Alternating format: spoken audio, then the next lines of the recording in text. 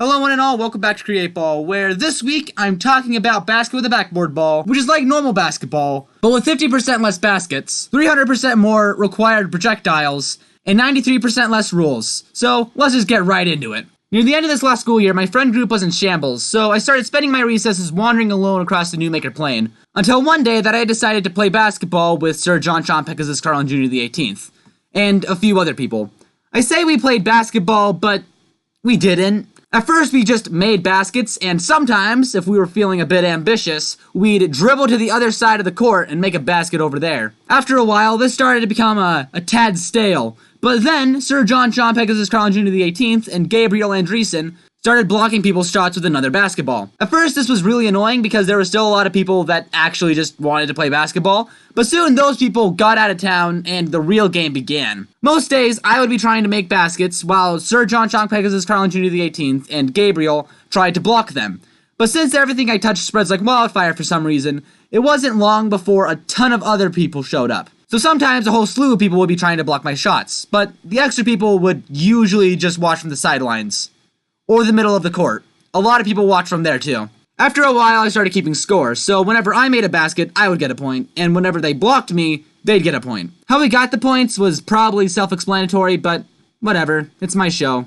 Strangely, John's team would usually do better when it was just him and Gabriel against me, rather than like 20 people all trying to block my shots. And yes, I was the only person on my team. The only time anyone else tried to make a basket was when Danksters did his daily bit. Pretty much what would happen is he would say something like, "Okay, Cree, you're pretty good, but let me show you what real talent looks like." Then he would take the ball, do a super long build-up, and then just barely throw the ball. He did this bit every day, exactly the same each time, but I thoroughly enjoyed it every single time he did it.